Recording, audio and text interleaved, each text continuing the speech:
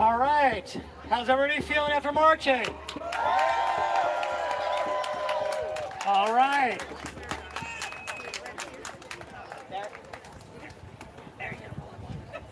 Okay. Thank you all for coming on back. How did it feel to march? That's right. It feels good. It feels good to do something. It feels good to know that they're watching. And dare I say that they're afraid. Right?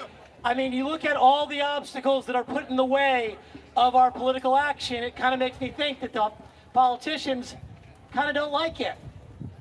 But that's a cynical observation. All right. So I'd like to introduce our next speaker. Nikki, can you come on up? All right. So Nikki is a prominent TikToker who exercised her right to free speech, and TikTok rewarded her by taking away her platform. Right? That's what happens when you speak truth to power. So we're going to give her a mic, and she's going to speak some more truth.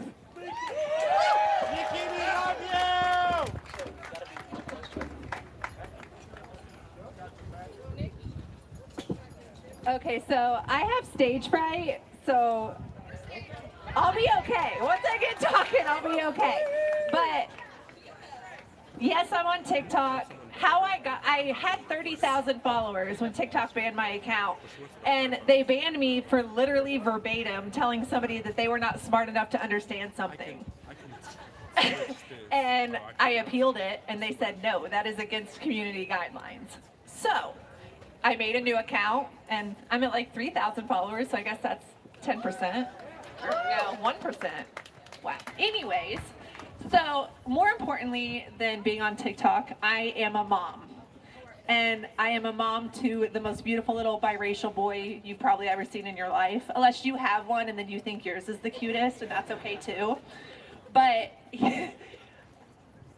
with everything going on in the world and being a white mother to a biracial child, everything just hits me so much harder because I worry about his future, and not just his education, but being able to learn about his history and his culture. And the right is trying to take that away from us. They're trying to whitewash history by telling us that white people are superior in some way when we're not. Like, these same people that act like white people are superior are also the same people that are getting BBLs and laying in tanning beds to get darker. So, oh, and getting lip filler. So they, they do these things and then hate on people who have them naturally. On my way here, I was listening to a book about the Holocaust in my car. It was an audiobook. And it was talking about Hitler's rise to power and how he singled out the Jews and made everybody think that being a Jew was like a race and not a religion. And that just hit me so hard because of what is happening every single day with 47. I refuse to say his name, but 47. And what he's trying to do to completely dismantle everything except for white supremacy. And us, if you are my complexion, it is our fight, because black people have been doing this for years. They have led every civil rights movement ever. So they deserve to sit this one out because they tried to tell us, and a lot of y'all did not listen.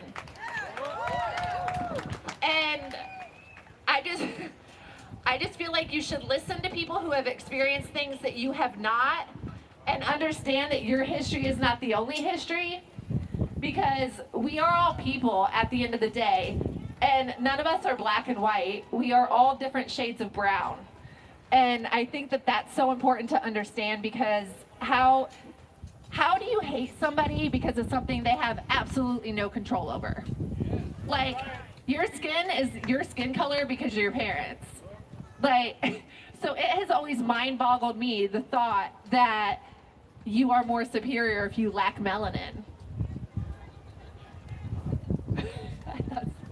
But yeah, so there's literally so much I had planned to say. I had notes, I had bullet points, but it all felt so planned, and I wanted to get up here and just kind of say what was on my heart and how I felt. So,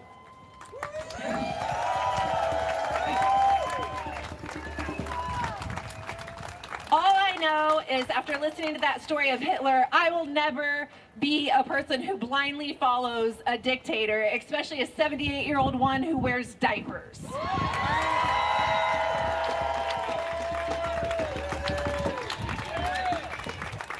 Because America was founded on democracy. Our founding fathers founded us on freedom from religion, not freedom of religion.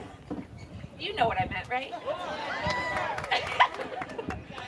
But you know what we were founded on, and it was not dictatorship. It was not Christian nationalism. Has anybody ever seen The Handmaid's Tale? Okay, so we know in The Handmaid's Tale, everybody fights back. Well, the handmaids do. And you have, what really struck me is in the episodes where they're at the brothel. And the men who claim to be Christian, who claim to have this ideology that, like, God is watching everything and all of that, are the same people who are at those brothels engaging with the prostitutes. Christian nationalism is so much hypocrisy, because it's the same people that are telling you not to do something that are doing the exact same thing.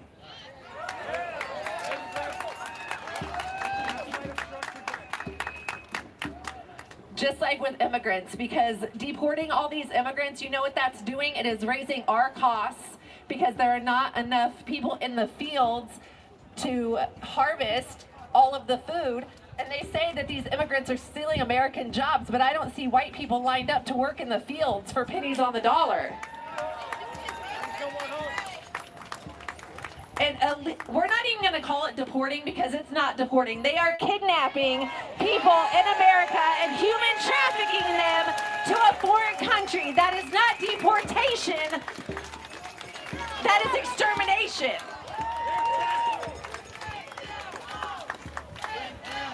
Bring them home! Bring them home! Bring them home! Bring them home! Bring them home! Yes! They all deserve due process, and if they are criminals, then yes, send them back to their country, but not to a foreign concentration camp where they are likely never going to get out. That's what it is. It's a concentration camp in a foreign country, because deporting people means that they get due process and then arrive safely in their home country. Some of these people are not even from El Salvador. It's all for money. They want that money, and we're paying for it. If Doge has found all this corruption and money, why have we spent $200 billion more than normal? Yeah, it's inefficient. This guy's giving me bullet points because I'm starting to draw a blank. There's so many people listening to me right now. It is much easier to have a platform where you just post your videos and then people can watch it or not watch it, because you're not standing in front of a bunch of people who are just looking at you. So. You look great. Thank you. I appreciate it. But my main point is that we are all Americans. We are all people. And no matter where we are from or where our ancestors are from, the reality of the situation is that this country was built on the backs of Black and Indigenous people. And we stole it from them. And now we're trying to tell them that they are illegal on their own land. Diversity is beautiful. Absolutely. And I mean, I've experienced that as a white mother with a biracial child. I have had people ask me in public if I am his babysitter. And I'm like, nope, I definitely birthed him. And, oh, that's what I was going to talk about. Okay, so after I had my son, I had a very complicated delivery, and I ended up having 10 surgeries in 3.5 years. And had I not had Medicaid for that, because I was unable to work, if I had not had Medicaid for that, between all of the surgeries, all of the hospitalizations, all of the emergency ER visits would have cost me over $2 million. It is a human right. Healthcare is absolutely a human right, because had I not had Medicare, I would be a slave to capitalism, essentially. Because how do you pay off $2 million in medical debt and still survive? Hands off Medicaid! Hands off Medicaid! Hands off Medicaid! Hands off Medicaid! Hands off Medicaid! Hands off Medicaid! Hands off Medicaid! Yes! And Social Security! I love that. Thank you. So speaking of Social Security, there are a lot of folks that live on Social Security that are 47 supporters.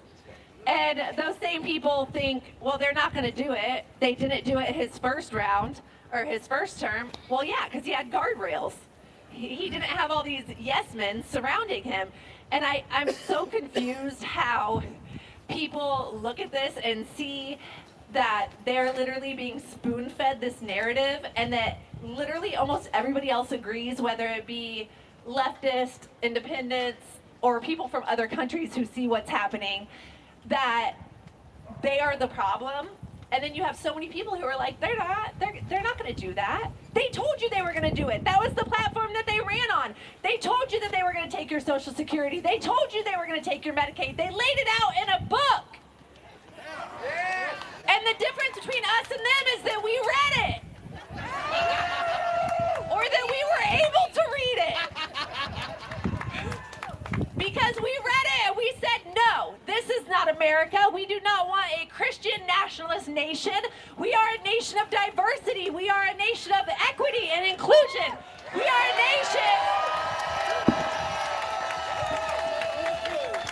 We are a nation where every person, no matter your skin color or your religion or your background, that we all have the same rights, and that we're not underfunding schools because they're in prominently black areas, or that we're not making it harder for black people to get education or jobs. If race doesn't matter, then take it off a job application.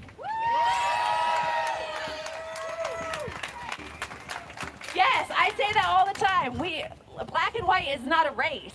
It is an ethnicity. We are the human race. We all have a heart and we all have a soul. Some of ours is better than the others, if you know what I mean. But we all have one. And we're here to fight for everybody, even the people who don't see what's happening, even the people who are blind and think that their livelihoods are not going to be taken away. We are here to fight for them, because even though they are practicing willful ignorance, sorry, that's a hard word for me, even though they are being willfully ignorant, we are fighting for them because we believe in equality for all.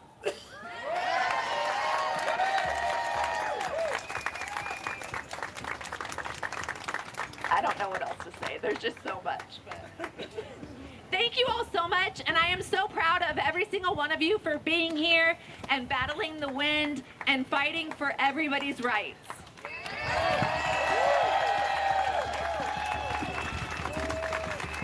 And the most important thing, how do we find you on TikTok?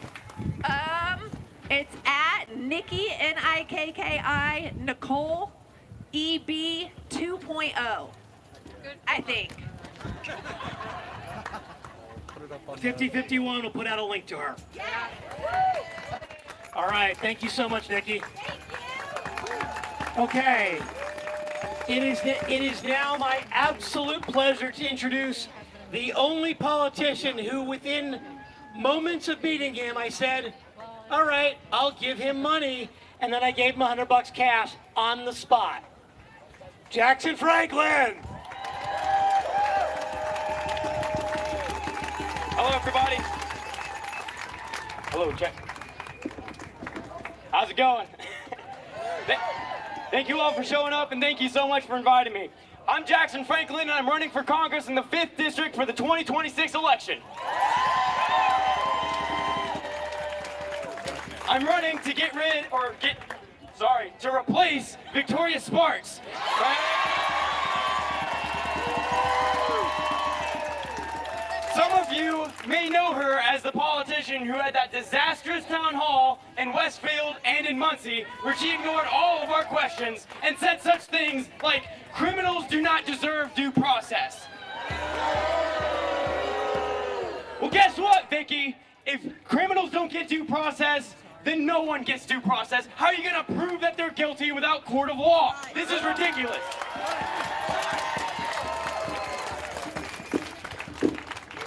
I'm running a grassroots campaign to get money out of politics, and we're fighting to create a system that represents all Americans, not just the top 1%. This campaign is a direct continuation of the political revolution set off by Bernie Sanders.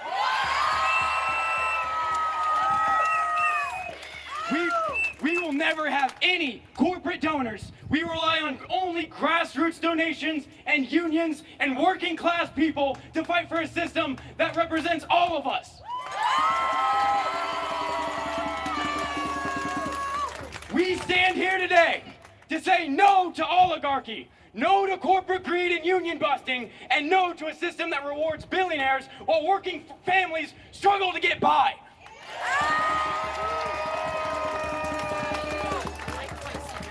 But this speech isn't about my campaign. Today I'm going to be taking you guys through a history lesson about why we're here today. Today is May Day, International Workers' Day, and it's time to show how we are fighting the same fight of those that have came before us, and how that fight continues today, it'll continue tomorrow, and we need to stand up to the billionaire oligarchs. The people. Let us not forget, May Day is not just another holiday. It is a day born out of struggle, sacrifice, and the blood, sweat, and tears of working people who dare to demand dignity in their workplace. In the late 1800s, workers across this country were putting in 10, 12, even 16-hour days in dangerous, brutal conditions. They were organizing, striking, and yes, some gave their lives to fight for something as basic as the 8-hour workday and this radical idea they had called the weekend, right? The history of May Day starts here in the Midwest of America. Not far away in Chicago, back in 1886, millions of workers were going on strike for the 8-hour workday. They had the slogan, 8 hours work, 8 hours rest, and 8 hours of what we will. This was a radical idea at the time. But after decades of struggle, labor leaders and organizations like the Knights of Labor organized a general strike for this basic demand on May 1st. When that day came, 139 years ago, workers across the nation went on strike, refusing to go to work until their demands were met. The strike continued to grow over a few days outside the McCormick Reaper's Work Factory, and on May 3rd, the cops showed up on behalf of the company and started viciously attacking the striking workers, clubbing and shooting those in the crowd, killing at least 2 and injuring many other workers.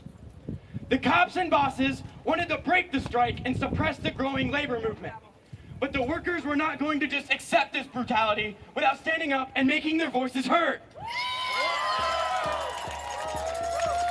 The following day, the workers organized a peaceful protest at the Haymarket Square, with around 3,000 people standing up for their workers. The following day, as the protest was ending, the numbers were going down. The police rushed into the square and beat and arrest as many as they could. Amidst the chaos created by the police, a bomb was thrown into the crowd, killing some cops and injuring many on both sides. The police then started blindly firing their weapons into the crowd, killing at least another 4 workers and injuring hundreds. To this day, there's not any direct evidence of who threw that bomb, but it is widely believed that the bomb was thrown by a provocateur to instigate further violence and arrest on the striking workers and to give a bad names to unions across the country. Historians such as Howard Zinn, the author of People's History of the United States, points out that the timing of the bomb and the motives of the big bosses line up so that they would want an excuse to mass arrest and arrest the labor leaders and the anti-union repression. 8 union organizers were arrested the following day, and the state charged them with murder, even though most of them hadn't even been to that protest. 5 of them were hanged with no evidence to prove they had any part of the bombing. And this injustice was denounced all over the world. This is what started May Day, International Workers' Day. This is our history.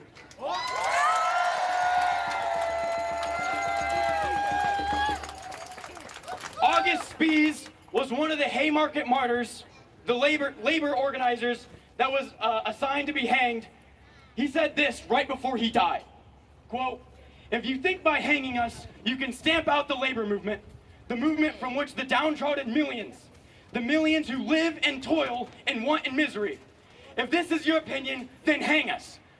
But here you will tread upon a spark, and everywhere around you will blaze up, and you will not be able to put that fire out." End quote.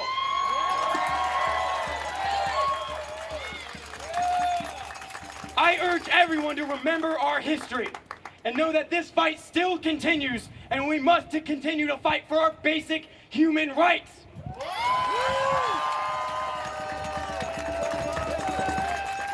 This is our people, our movement. All of us are that spark.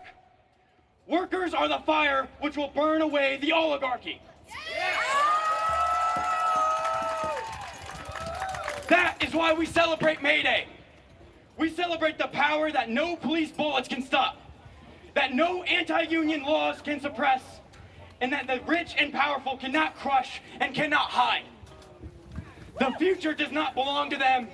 The future and power belongs where it always has been, in the hands of the people.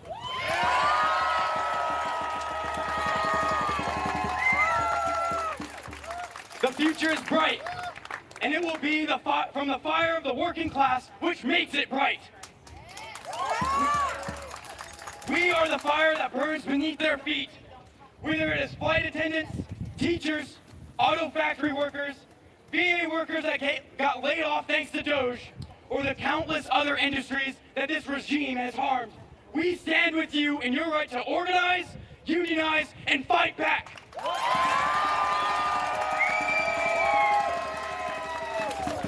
Because every worker should have the right to work with dignity and respect without the greed of their bosses getting in the way that try to lay off our jobs and break down our unions. We say no more.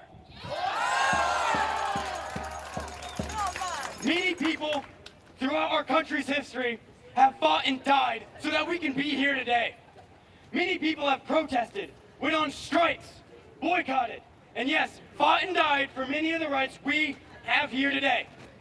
It is up to us to continue that same fight, not only to honor those workers who came before us, but to ensure our children and the generations that come after us can live in a world where they are not only exploited for their where they are not exploited for their labor, where dignity is not a privilege but a right, and where value of being a human being is never measured by their wealth but their humanity.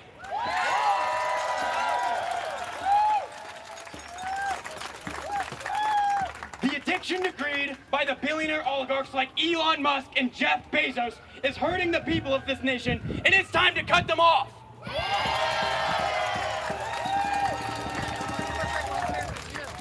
If Amazon has enough money to send celebrities to space, you can be damn sure they have enough money to pay all their workers a living wage.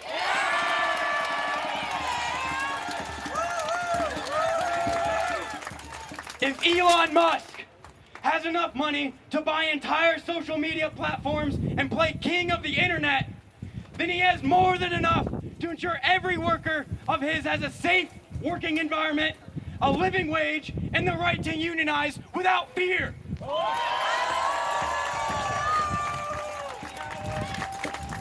I'll end this history lesson off with a quote from one of my favorite songs. Don't scab for the bosses, don't listen to their lies. Us poor folks haven't got a chance unless we organize. Which side are you on, boys? Which side are you on?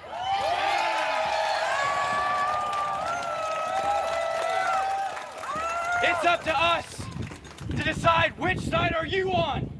Will you stand with the workers, the millions protesting and eventually striking across this nation, or will you stand with the billionaire oligarchs who only ever set you aside to cash in their next paycheck and will only have the profit in mind, never human lives?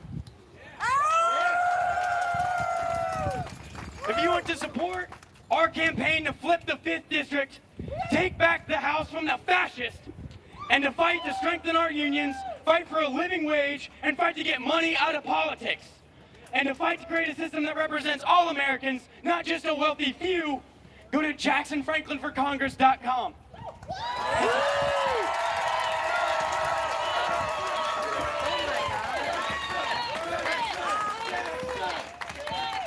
Thank you all so much for letting me speak. Thank you all for showing up, and have a happy May Day. Solidarity forever.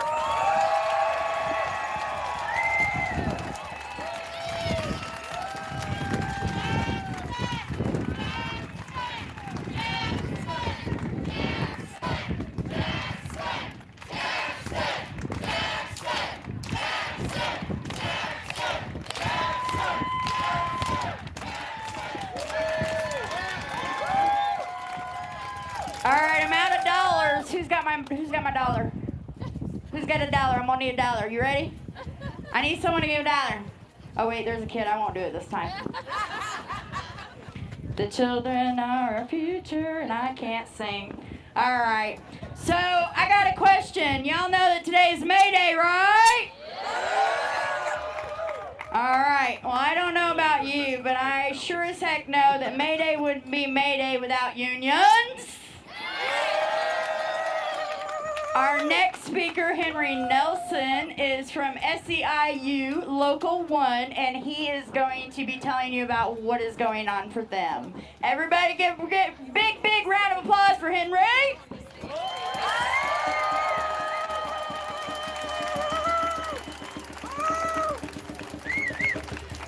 Nelson, I don't know. You're gonna Hope everybody's having a great day today. My name is Harry Nelson. I'm a proud janitor and I'm a service union, SEI service union. Now I do have a prepared speech because I didn't want to miss anything. So, and I'm not a normal orator. And I'm trying to keep it nice and slow. So I promise you we keep the work. We keep the city clean. I work at Rolls Royce. And some of our brothers and sisters in Lily's and other offices in the building and others downtown. Now, I'm going to stop there to tell you this one thing. I'm blessed as a union member to make X amount of dollars. But the people who work in these buildings out here are making like $15 an hour. Now, that's not really a living wage. I mean, I don't care how you strike it, whether they make more at McDonald's. And there's no put down at McDonald's, but I'm just saying, they're cleaning office buildings for everybody to stay nice and healthy in these buildings, like during COVID and those different things. And we are trying to keep those things down. We deserve the dignity. We deserve dignity. We work for the values. We work for values, and we also return. And we also. Please forgive me. Oh. I got the glasses. The work we do is valuable. We want you to return to a clean office. We want you to return to a clean office and have clean working spaces when you return.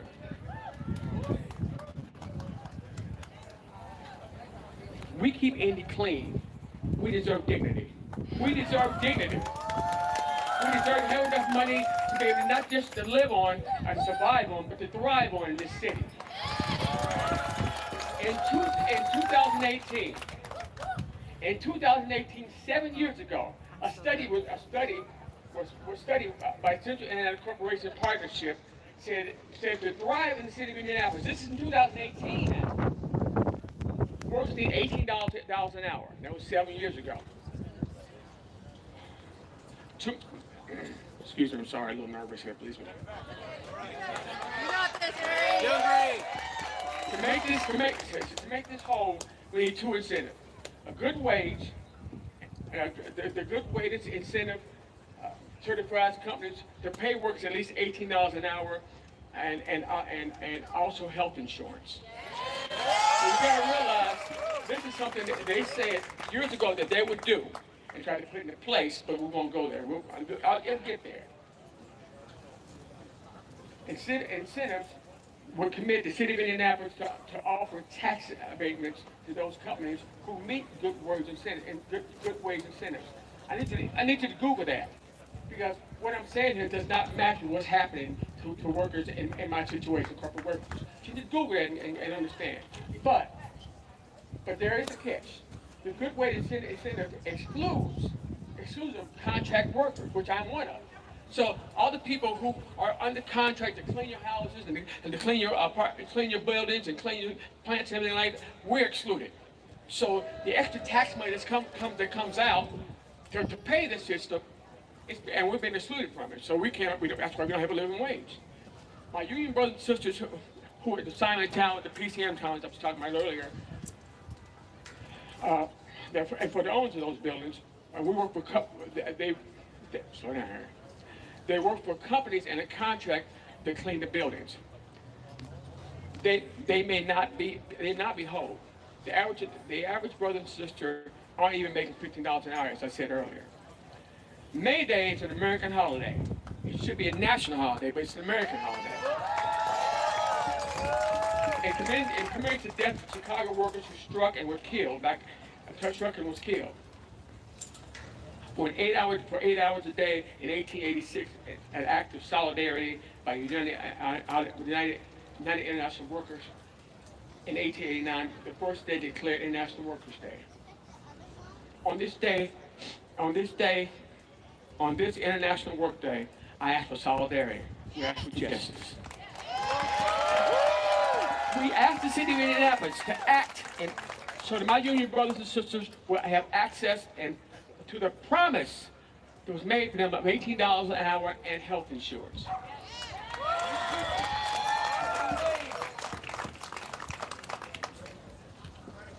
We asked the state of Indiana to remove restrictions they have based on the city of Indianapolis and the portion of the municipal wage of $18. We asked for solidarity and join with us in cooperation of the city of Indianapolis to ensure that all workers' contracts who doesn't make enough money will strive and thrive in this city. My words are a bit jumbled right now, so I'm speaking from the heart. I wrote this speech a week ago, and I want to tell you exactly some things. One, I was a chef before COVID. I got moved over to janitorial to save my job. Now I chose to stay here because I see a greater good with this union. I was a contract worker, but a non-union contract worker. I need people to understand that what we do for a living is not just cleaning toilets, it's not just wiping down walls, it's keeping people safe. And the safety of Indianapolis and America comes through our union and things that we do.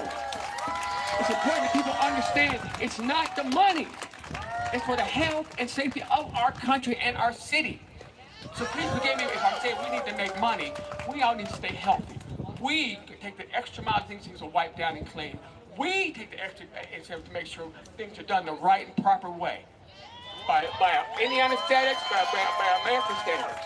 So I come to you not just as a janitorial worker, but I come to you as somebody who cares about people.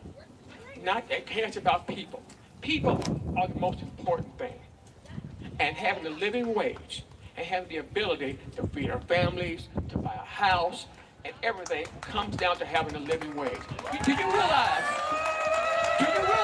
that more than half the workers I work with, who work 8 hours a day, who are union workers, have 2 jobs. They have 2 jobs. Now, I'm cool with that, but they have to have 2 jobs.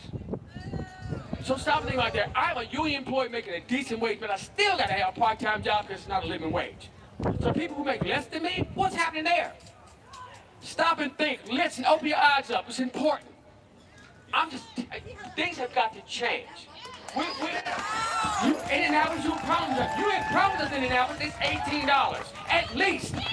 Which right now is $21 an hour, $22 an hour now. That was 7 years ago. So when you add in inflation, it's $23 an hour. You owe us Indianapolis. Give us the minimum at least. Thank you, everybody. Have a wonderful day.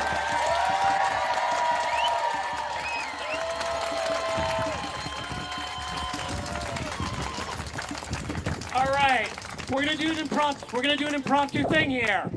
So this young man I met in the crowd. Tell me your name, sir. Bradley. This is Bradley. He's 7 years old and he's at his first protest. All right. So I'm gonna put a 50-51 button on him.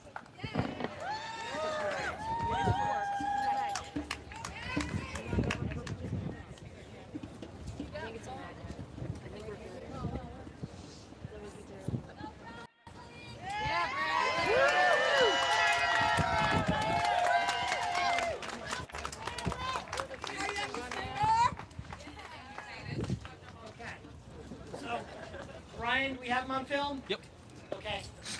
You say, This is what democracy looks like.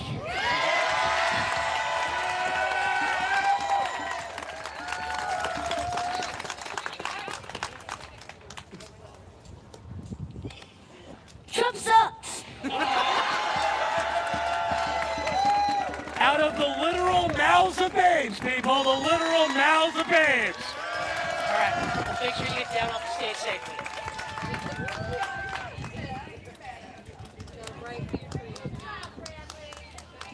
That young man will remember today, right? And the best part is he will teach his kids to come out.